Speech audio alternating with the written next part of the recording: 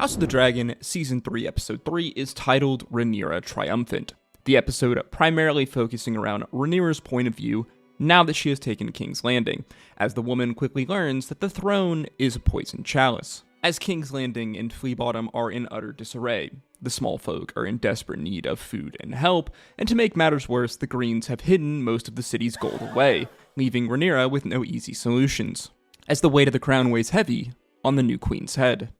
Hello you beautiful nerds, I'm Finn, welcome back to Finn Films. Join me once again as we are breaking down and explaining House of the Dragon, this time with Season 3 Episode 3, as we will be explaining all of the lore of Fire and Blood and Westeros that you might have missed from this episode, as well as discussing some of the changes from Fire and Blood, the source material that this HBO series was adapted from. If you enjoy Game of Thrones content or explain videos like this, then make sure you check out my entire series explaining A Knight of the Seven Kingdoms.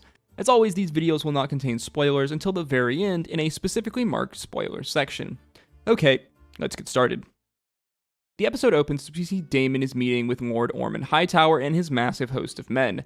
As well, we see the smaller blue dragon Targaryen amongst Lord Ormund's ranks. This dragon we know belonging to Prince Daemon Targaryen, the youngest son of Queen Alicent and the half-brother to Rhaenyra. Daemon having been sent at the age of 6 to ward with Lord Ormund Hightower, so at this point in our story he has spent more time with Lord Ormund away from King's Landing than with his own mother and siblings. This scene as well is also used to illustrate the sheer power and might of dragons in Game of Thrones. On one side, we see Ormund accompanied by his great host of men, a massive army, along with a dragon, though a smaller dragon. Then on the other side, you see Daemon Targaryen, standing alone, only for the camera to pan back to see the man being flanked by his own dragon Caraxes, along with Hugh and Ulf, mounted atop Vermithor and Silverwing.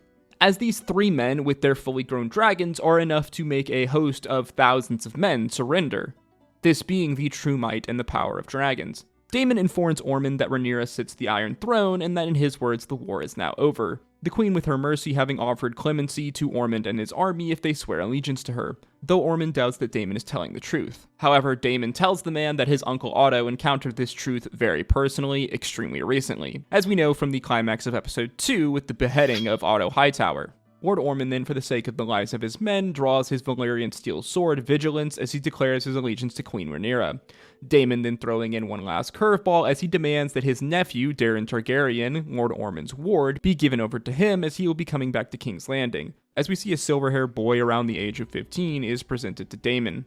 While we won't learn this until later on in the climax of the episode, this is in fact not Prince Daemon, but a common boy, who has been dressed up with his hair dyed to look like the prince. Ormund knowing that since Daemon had warded with him for so many years, it's likely that no one would recognize what the young prince looks like now, as Lord Hightower had no plans to hand over one of the heirs to the Iron Throne so easily. But again, this plot will not be discovered until later on in the episode. This whole plotline here with the fake Daemon being given over to Daemon is a change from the events in Fire and Blood, but it basically accomplishes the same outcome with some more classic Game of Thrones scheming and curveballs involved, so because of that, I don't mind it. In fact, I really like it.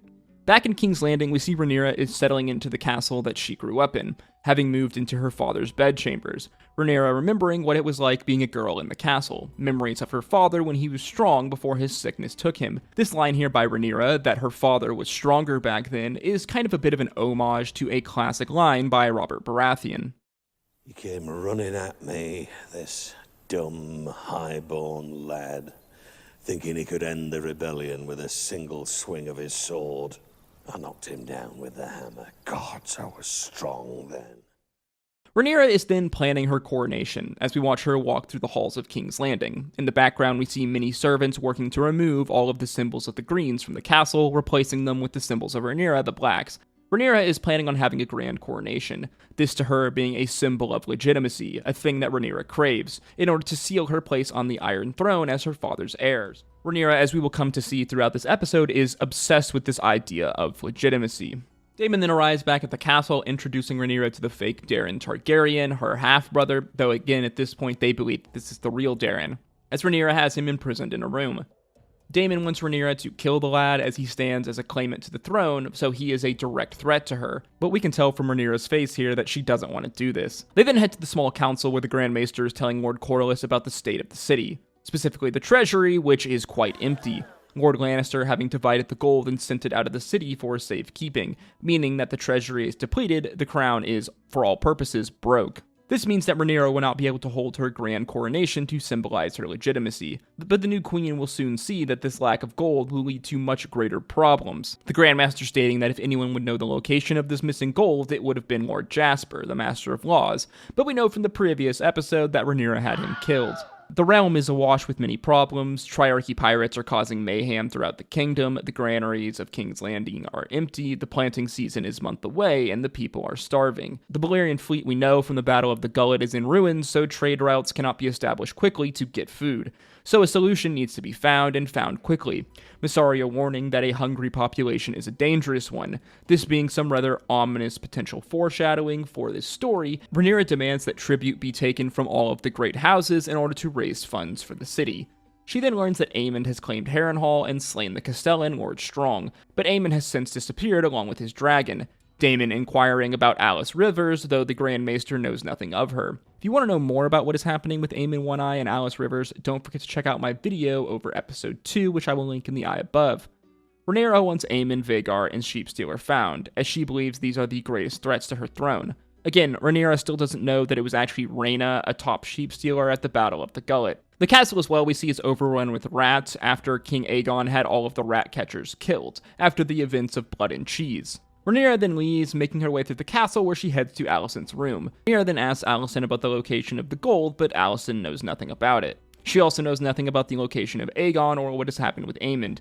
Alicent, for all of her shortcomings, having done everything she could to uphold her end of the bargain, as Rhaenyra does now sit the Iron Throne, and she has claimed it with little bloodshed. Alicent tells Rhaenyra to declare that Aegon is dead, as no one knows what he looks like after he was scarred. As Rhaenyra knows, in order for her to solidify her claim to the throne, she needs to eliminate all other claimants, chiefly being Aegon, who was crowned king. Rhaenyra, though, refuses to allow Alicent and Helaena to leave, confining them to the castle. Helaena pleading with Rhaenyra as she doesn't want to be imprisoned there. This line being a bit of foreshadowing for things to come, which we will be discussing at length in the spoiler section. Rhaenyra then takes Alicent's advice and has it declared that Aegon is dead. As well, she orders that her son Joffrey be brought to King's Landing from the Vale, to be raised as her heir. Joffrey being her last surviving son from her first marriage with Laenor Velaryon. Rhaenyra then meets with the High Septim as she needs to be anointed by the Faith as part of the image of legitimacy. However, this is something that the High Septim can't do, as Aegon was only very recently anointed and declared king, and until Aegon is proven dead, the Faith cannot appoint another in his place. This angering Rhaenyra, as again, she needs the legitimacy provided by the Faith to be seen as the rightful queen. The High Septim, though, chastises Rhaenyra, telling her that the Faith does not deal in dragons, that dragons are creatures of sorcery, darkness, and destruction, that they only destroy, they do not create, and that there is no good that can come of them. The man advising Rhaenyra to not make an enemy of the Faith. Again, this being some not-so-subtle foreshadowing that we will be discussing in the spoiler section, as well as being a bit of kind of an homage to events that happen in Game of Thrones with the Faith. Obviously, there is a lot of symbolism in the High Septim's words in these conversations. We know that dragons are essentially metaphors for nuclear weapons in Game of Thrones. Dragons, we know, are symbols of power, they are symbols of destruction, and symbols of the Targaryen household, who used them to conquer all of Westeros. As we saw in the opening scenes, the might of men can do nothing in the face of a dragon, but we know from Game of Thrones, as well as the Night of the Seven Kingdoms, that the Targaryens' reliance on dragons, and the use of them to seal their power over the people, will be part of their undoing. Later, Rhaenyra speaks with Corlys alongside his bastard sons Alan and Adam. Corlys admitting to Rhaenyra that they are indeed his bastard children, but he wishes for them to be legitimized, and for Alan to be named heir to Driftmark, but only the crown can legitimize them officially and then grant them the name Velaryon. Corlys pleading with the queen to do this, as now Alan and Adam are his only heirs, and should Corlys die, his name will die with him. Rhaenyra, though, we can see is hesitant to do this for Corlys. This will come to a head later on in the episode. The next day, Rhaenyra sits on the throne, seeing the people who will petition her, the small folk telling her of their many plights, such as the lack of sheep due to many being taken to feed dragons, as well as the lack of meat and food for the people of the city.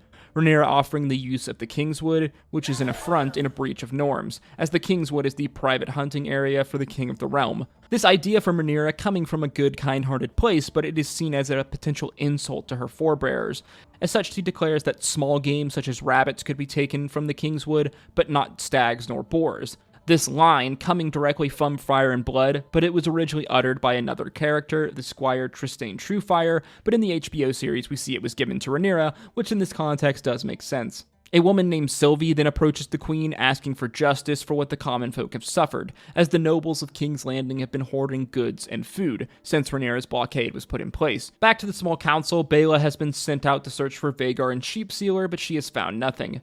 Rhaenyra is currently in a bit of a bind, as she is trying to figure out how to handle the position of the small folk, Miss Arya believing that these people should be helped, while Daemon thinks that this is simply the way of the world. They shouldn't blame the rich people for the problems. Miss Arya then asking the queen what her father would do, as she believes she would hold a banquet. Later, Rhaenyra meets with the Dragon Seeds Adam, Ulf, and Hugh as they are to be knighted. As they are now to bear titles, they will need names for their houses, with Ult choosing the White after he is chastised for wanting to take the Targaryen name, Hugh choosing the Hammer, which makes sense as he is a blacksmith, while Rhaenyra declares that Adam be named Adam of Hull, signifying that at this time she will not be legitimizing Corlys' sons, a choice that again will be explained later in the episode. As we watch Daemon then knight the three men amongst the gathering wreckage of the Greens, the three men then swearing their allegiance to the crown, but we can tell that Ulf is not very impressed by this simple ceremony as payment. Hugh after this stops Rhaenyra, asking her about what sort of living he might expect now in King's Landing, Hugh's wife having fled the city to go and live with her brother in Tumbleton, Rhaenyra telling him to send for her, and that they will set aside a house for him on Visenya's Hill, though Rhaenyra is unable to promise when exactly this will happen, seeing as the crown is lacking funding. This again setting things into motion that will take place further along the line in our story, and we will be discussing in the spoiler section. Rhaenyra and Alicent then meet again, where Alicent apologizes and asks that her father's remains be sent to Oldtown. Rhaenyra, having experienced the weight of the crown firsthand, asks Alicent how she dealt with it. Alicent telling Rhaenyra that ruling the kingdom changes a person, that she will at times have to turn away and let people suffer and die, that she will do things that she thought she never could have imagined. However, Rhaenyra refuses to accept this idea. Later, we see Rhaenyra hosting a feast for the nobles of King's Landing, Rhaenyra taking this moment to chastise the nobles as they are presented with a dinner of cooked rats, the food that the small folks have been forced to resort to after the nobles have been hoarding provisions. Rhaenyra informing the nobles that as they speak right now, their homes are being searched and that provisions are being confiscated, that they will be given out to the people of the city. Rhaenyra in this moment making enemies of many of the lesser houses of King's Landing. She then speaks with Lord Torrhen Manderly, who finds this situation very amusing. Fans of Game of Thrones will recognize House Manderly as one of the northern houses. The man thinking this was a bold move played by Rhaenyra as he attempts to get on her good side, as we will be seeing more of Lord Manderly in future episodes. Later, Rhaenyra tells Daemon to go to the Vale to speak with Lady Arryn to demand gold as tribute. This setting up a potential meeting between Daemon and his daughter Rhaena, a top sheep stealer who we know is hiding out in the Vale. Daemon, though, believes that Rhaenyra should cease dealing with the petty squabbles of King's Landing, as Aegon the Conqueror took Westeros with only 3 dragons. Rhaenyra, meanwhile, has 6. Thus, the world is there waiting for her to take it.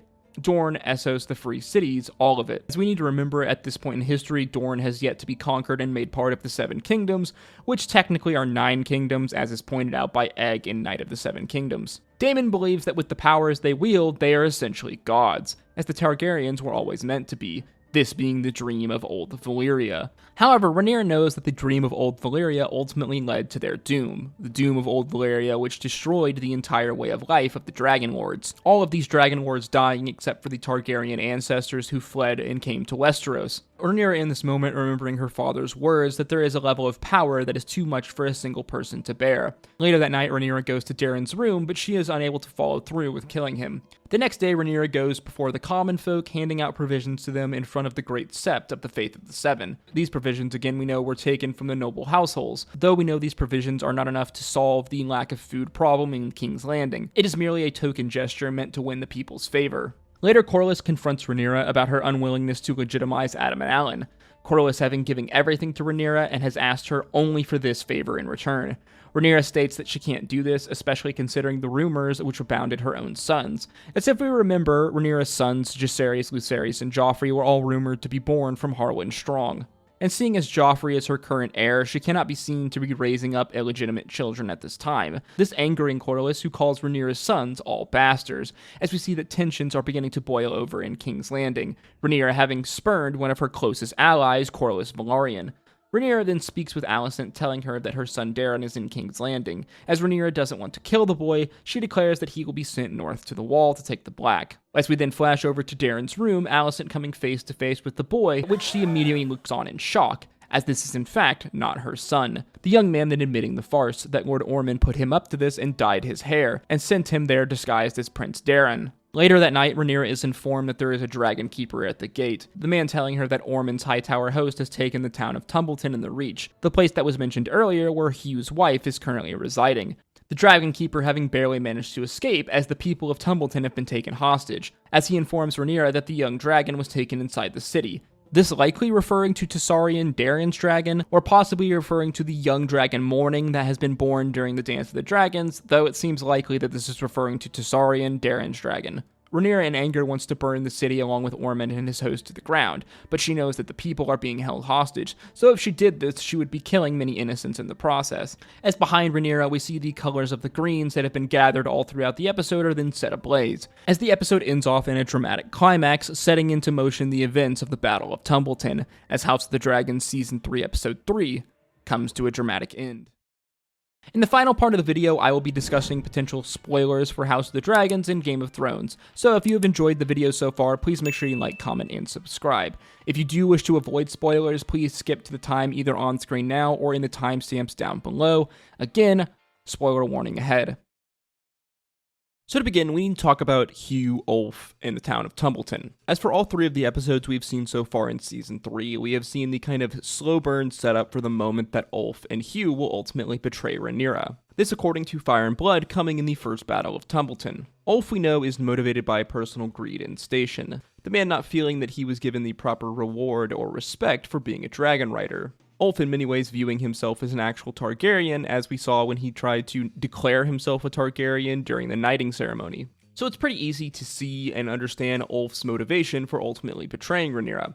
In Fire and Blood, it is stated that Hugh defected to the Greens in the Battle of Tumbleton along with Ulf, and that Hugh wanted to become a king, though it seems like the HBO series is possibly taking a different motivation and direction for Hugh. Primarily, it seems by having his wife in Tumbleton when Ormund Hightower claimed the city. This gives him a reason to not only go to the town, but it also gives him a reason for not wanting the town destroyed, and possibly a reason for him to switch sides. As we can imagine, if Rhaenyra ordered Hugh and Ulf to burn the city, Hugh would defect to the other side before he would willingly kill his own wife. As we can already see, there's been a couple of changes in regards to Tumbleton and the potential battles of Tumbleton. As in the HBO series, Ormund and his Hightower forces, we see, have already claimed the town. However, in Fire and Blood, the first battle of Tumbleton saw the Greens fighting the Blacks for control of the city, where Hugh and Ulf would ultimately defect to the Greens, claim the town, and then they would burn it to the ground. However, to me at least, from the way that they're setting things up, it does seem like the first battle of Tumbleton will take place and will result with the town being burned substantially. This possibly lending itself to the motivation as to why Hugh specifically would ultimately switch sides. So the outcome will ultimately be the same as in Fire and Blood, but basically the route in which they get there will change. The second point I want to touch on is Elena. Now, I talked about Elena in the spoiler section of episode 2, specifically in regards to the page that she was reading about the butterflies and how these butterflies very much foreshadowed death. We do know Elena, like many characters in the Dance of the Dragons, will die, as we know that Elena will eventually fling herself from her window. Elena's death ultimately being the catalyst for the riots of King's Landing, which will lead to Rhaenyra's downfall. Elena's death being very subtly teased and foreshadowed in this episode when the girl pleaded with Rhaenyra to not keep her locked up in that room. As well, the riot of King's Landing was also heavily teased and foreshadowed in this episode, in the interactions between Rhaenyra and the High Septum, as well as the warning from Mysaria, and just the general unrest with the common folk, the many problems within the city. All of these things culminated together with Elena's death will begin the riots, this forcing Rhaenyra to abandon King's Landing. Though it seems like this possibly won't happen for some time in the HBO series, maybe not until the finale, or possibly even next season, it's really hard to know. But they are very much already heavily foreshadowing these events to come. As well, on top of all of that, we have the scheming of Ormund Hightower with Daemon Targaryen, as it wouldn't shock me if we learned that Ormund was trying to enact a plan to ultimately place Daemon on the throne, as the only thing that truly stands in Daemon's way of being declared king or being declared a rival to Rhaenyra is his older brother, Aemond. As one of the nice things about Fire and Blood as a text, as many of the events of the histories are ambiguous, while some events and outcomes aren't disputed, it is pretty easy for them to make changes to how they ultimately get to those outcomes. So I'm very curious to see what other narrative and creative choices the showrunners have made in the Dance of the Dragons story. And yes, this was House of the Dragon, Season 3, Episode 3 Explained. As always, guys, if you did enjoy this video or you learned something new, please make sure you like, comment, and subscribe, as that is the easiest way to support me, and it really does go a long way in putting these videos into the algorithm. If you did enjoy this video, then want to check out some of my other videos explaining this season of House of the Dragon, or my Explained series over A Knight of the Seven Kingdoms. Thank you again for watching. I hope to see you in the next one. Stay safe out there. Until next time, peace, love, Adu.